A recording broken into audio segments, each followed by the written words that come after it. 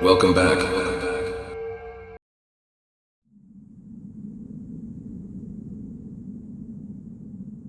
My hometown had a summer tradition. Each year, a pop-up fun fair named Pandoras Paradise would set up on the outskirts of town. My friends and I, all about 17 at the time, decided to spend one of the last summer evenings there before heading off to college. The star attraction at Pandora's Paradise was the Hall of Mirrors, like stepping into another dimension, a world of grotesque reflections and distorted reality. We had all been there as children, laughing at our stretched-out reflections. But this time it was different. That evening, the park was unusually empty, perhaps due to the forecast of a summer storm, or maybe because it was the last week before the fair packed up. The Hall of Mirrors was nearing its closing time, and we were some of the last customers. While exploring the maze, I noticed something unusual. In the corner of one mirror, I spotted the reflection of a man in a distinctive burgundy jacket. There was nobody around us matching that description. Brushing it off as an optical trick of the maze, I continued with my friends. Despite having visited the maze multiple times as children, my friends and I found ourselves getting disoriented and temporarily separated at times within the maze. I remember thinking how strange that was. As we ventured deeper into the maze, I got separated, alone in the maze of mirrors. I caught glimpses of the man in the burgundy jacket again. His unchanging reflection amongst the carnival of distortions was eerily unnatural. A sense of dread crept over me. Suddenly, I heard a shuffling sound behind me. Turning, I caught the reflection of the man, much closer now. Panic surged through me. Each turn took me further into confusion, but his reflection always loomed close. I felt hunted, trapped, and terrified. I ran, my heart pounding in my ears. My distorted reflections whirred past me in a dizzying blur. Each turn took me further into confusion. The man's reflection seemed just a few mirrors away. I was running in blind terror, praying for an escape. I felt hunted, trapped, and terrified. Finally, I burst out of the hall into the cool evening air. My friends' confused faces turning towards me, I frantically narrated my ordeal. Together, we rushed to the park's security. The guards immediately searched the Hall of Mirrors, but the man in the burgundy jacket had vanished. They found something else instead. The mirrors in the maze had been rearranged to lead towards a dead-end corridor near an obscure back exit. We realized that had I taken a wrong turn, I could have ended up cornered in that isolated corridor, at the mercy of the man in the burgundy jacket. In the days that followed, the Hall of Mirrors was shut down for a thorough investigation and security upgrade. Though the man was never found, his eerie presence continues to haunt my memories. His intent remains a chilling unknown, a dreadful reminder of the labyrinthine horror that lurks beneath seemingly innocent fun.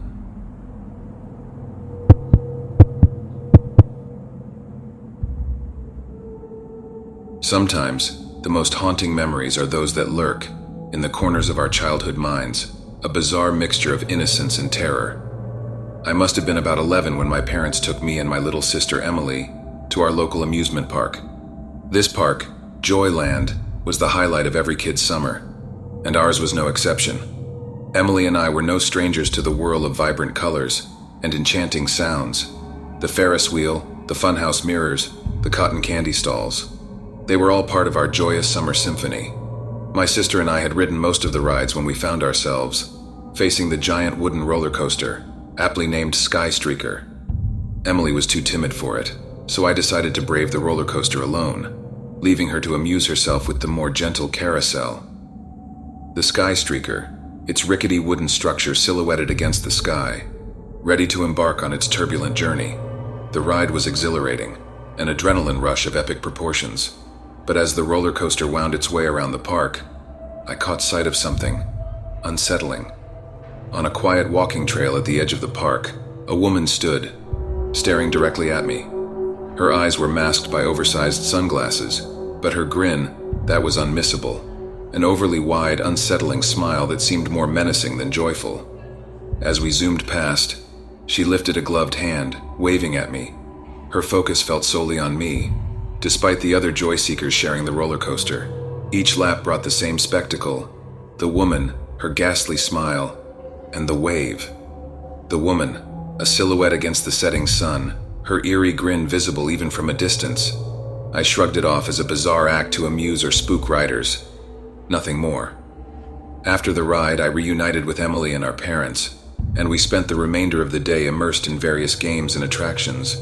But it seemed like the strange woman had taken a liking to me. I spotted her again during a merry-go-round ride, her piercing smile unchanged. The woman vanished into the evening crowd, her strange smile imprinted in my memory. I couldn't shake off the unease, but I didn't see her for the rest of our day at Joyland. The moment soon blurred into the backdrop of an otherwise cheerful day.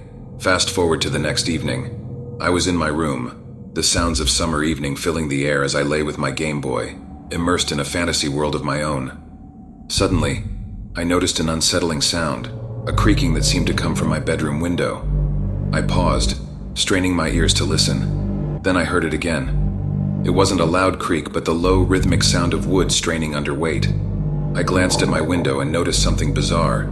The tree outside, normally motionless in the still summer night, was swaying.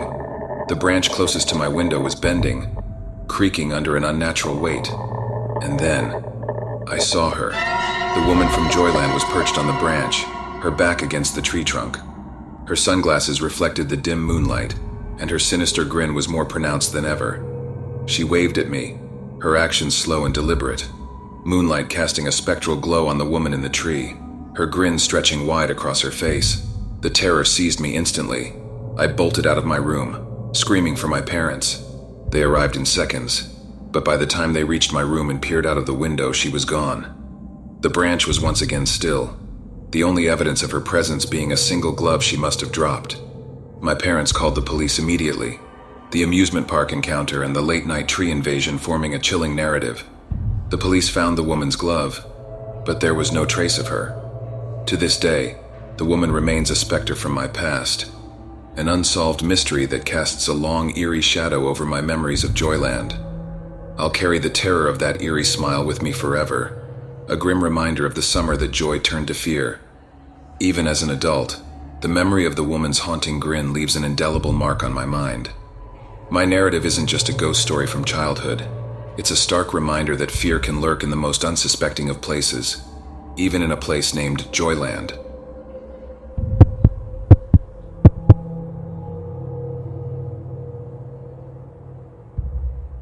Every summer, our small town enjoyed the thrills of Sunshine Spectacle, a traveling amusement park that would set up for a week. The highlight for the teens in our town was the park's grand Ferris wheel, which offered breathtaking views of the landscape. One year, my friends and I decided to visit Sunshine Spectacle on its final evening. That night, as tradition dictated, the Ferris wheel was illuminated with an array of dazzling lights, and its rotation was slowed for riders to enjoy an extended, serene view from the top. As we excitedly lined up, I noticed a man lingering near the base of the Ferris wheel. Dressed in a nondescript uniform, his face was partially obscured by a cap.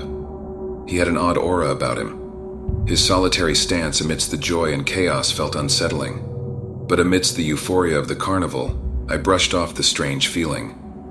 We climbed into our carriage, and as we rose higher, the whole town sprawled beneath us, bathed in the soft glow of twilight. I was in a carriage with my friend Lily when, at the pinnacle of the wheel, the carriages juddered to a halt. The park's lights flickered and died. The entire carnival was plunged into darkness, save for the dim emergency lights. The spectacle of it was almost surreal. A voice on the loudspeaker apologized for the inconvenience and assured us that power would be restored shortly. We weren't worried initially. We chatted, made the most of the view, and even joked about the situation. About 10 minutes in, Lily noticed a figure climbing up the Ferris wheel's structure from the ground. As the figure ascended, we could see he was wearing a maintenance uniform. We assumed he was coming to assist with the malfunction. The figure ascended swiftly, and in his hand, moonlight glinted off something metallic. Just as he was nearing our carriage, the carnival lights flickered back to life. In the sudden glow, we could see him clearly holding a large pair of bolt cutters. A chill ran through us. Why would a maintenance worker need such a tool just to fix a power outage? With nowhere to run, we watched as the figure reached our carriage and began to tamper with the lock on the door. We screamed and banged on the glass, catching the attention of the people in the neighboring carriages. A voice boomed from the loudspeaker, commanding the man to stop. He froze, caught in the act. He jumped from our carriage while simultaneously the Ferris wheel jolted and started moving again. The power had been restored. We were lowered to the ground while security rushed towards the Ferris wheel. By the time the guards reached the Ferris wheel, the man had somehow vanished into the night. Only a bolt cutter was left at the scene.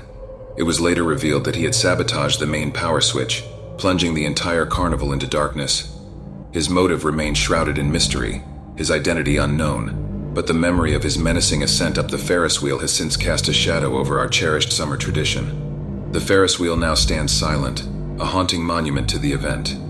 His presence lingers like a phantom, a chilling reminder that beneath the surface of lighthearted fun, darkness can lurk.